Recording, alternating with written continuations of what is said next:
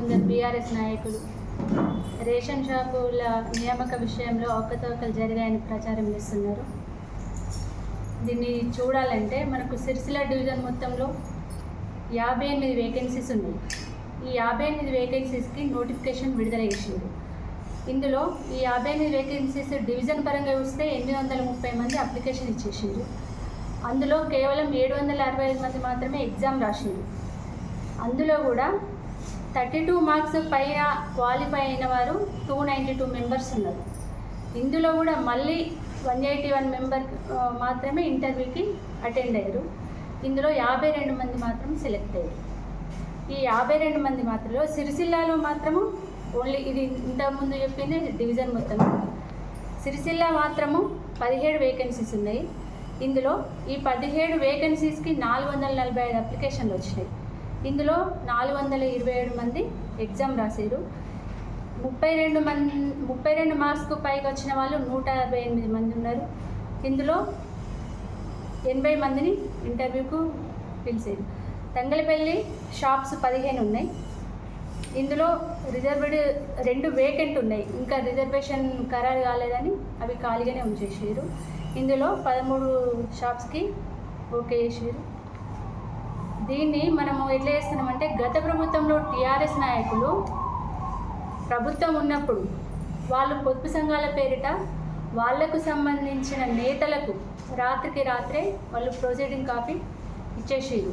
అసలు నోటిఫికేషన్ విడుదల చేయలేదు. కనీసం రేషన్ షాప్స్ ఎక్కడ ఖాళీ ఉన్నాయి, ఎన్ని ఖాళీ ఉన్నాయని కూడా చెప్పలేదు. ఈ వాళ్ళకు సంబంధించిన కార్యకర్తలకు తప్పించి ఇంకొకరికి బయట జనాలకి ఈ విషయమే తెలియదు. అంటే రేషన్ షాప్స్ ఫిలప్ అయ్యే వరకు మాత్రము ఈ విషయం తెలియదు. కానీ ఇప్పుడున్న ప్రభుత్వము చట్ట ప్రకారం ఎవరికైతే ఎన్ని రిజర్వేషన్స్ కేటాయించాలో మొత్తం నిర్ణయించి చట్ట ప్రకారమే వాళ్ళకి నోటిఫికేషన్ రిలీజ్ చేసింది. తర్వాత ఎగ్జామ్ కండక్ట్ చేసింది. దానికి కూడా నోటిఫికేషన్ రిలీజ్ అయిన తర్వాత వెంబడే కూడా వాళ్ళు ఎగ్జామ్స్ కండక్ట్ చేయడము, ఇంటర్వ్యూలకు పిలవడం జరగలేదు. మనకి 29 నాడు నోటిఫికేషన్ రిలీజ్ అయితే 4th వరకు ఛాన్స్ ఇచ్చింది అప్లికేషన్ పెట్టుకోవడానికి. తర్వాత మళ్ళీ 9 డేస్ గ్యాప్ ఇచ్చి ఎగ్జామ్ కండక్ట్ చేసింది. తర్వాత ఇంటర్వ్యూకి పిలిచింది. ఇందులో మీరు అంటున్నారు పారదర్శకత లోపించింది, మీ వాళ్ళకే ఇచ్చుకున్నారు అని చెప్తున్నారు. గత ప్రభుత్వము దాదాపు ఎన్ని అంటే దాదాపు 40 మంది వరకు, అప్పుడు 10 సంవత్సరాల నుండి 40 మంది వరకు మొత్తము టీఆర్ఎస్ నాయకుల పొదుపు సంఘాల పేరు మీద మీరు షాపులు కేటాయించుకున్నారు. దాదాపు అందులో 40 మంది వరకు బీఆర్ఎస్ నాయకుల బినామీలు మాత్రమే ఈ షాపుల్ని నడిపారు. ఇది అందరికీ తెలిసిన విషయము, బహిర్గతంగా ప్రతి ఒక్కరికి తెలిసిన విషయమే.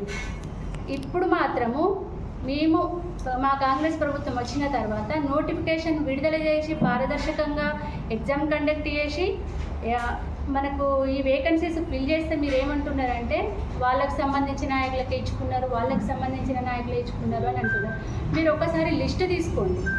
ఇప్పుడు మనకు దాదాపు ఇప్పుడు వేకెన్సీస్ ఏవైతే ఉన్నాయో అవన్నీ ఫిల్ చేశారు కదా. ఏవో కొన్ని రిజర్వేషన్కి అనుకూలంగా లేదంటే అక్కడ క్యాండిడేట్లు లేక వాటిని ఆపేసిండ్రు. ఇందులో ఆపేసినవి దాదాపు 6 వరకు ఉన్నాయి. మేము మా కార్యకర్తలకే ఇచ్చుకుంటే 6 ఎందుకు మిగిలిస్తామండి? మా వాళ్ళనే ఫిలప్ చేసుకునే వాళ్ళము. కానీ ఎందుకంటే చట్ట ప్రకారం పోవాలి, రిజర్వేషన్స్ కేటాయించినాం కాబట్టి దాని ప్రకారం పోవాలని చెప్పేసి ఆ 2 వేకెన్సీస్ని 6 వేకెన్సీస్ని అట్లనే ఖాళీగా ఉంచేసింది. మీరు ఇది గమనించి మీరు తీసుకోండి, లిస్ట్ తీసుకోండి. అందులో టీఆర్ఎస్ నాయకులు ఎంతమంది ఉన్నారు, బయట వాళ్ళు ఎంతమంది ఉన్నారో మీరే క్లారిఫై చేసుకోండి. ఎప్పుడు మేమైతే రాత్రికి రాత్రి అయితే దొంగచాటుగా పిలిచి అయితే మేము ప్రొసీడింగ్లు ఇవ్వలేదు. అక్కడికి పోయి షాపు అలాట్మెంట్ అయ్యి అందులో ఉన్న వరకు మేమైతే అక్కడికి పోయే వరకు బీఆర్ఎస్ నాయకులు బినామీలు అన్న విషయం కూడా మాకు తెలియదు. మా వాళ్ళు పారదర్శకంగా ఎగ్జామ్ కండక్ట్ చేసి ఇంటర్వ్యూకి పిలిచి సెలెక్ట్ అయిన వాళ్ళకి మాత్రమే ఈ వేకెన్సీస్ ఫిల్ చేసారు. అనవసరంగా కాంగ్రెస్ పార్టీ మీద మా నాయకుడు కేకే మహేందర్ రెడ్డి గారి మీద అబండాలు వేస్తున్నారు. అది మీ విజ్ఞతకే వదిలేస్తామన్నామని తెలియజేస్తాం.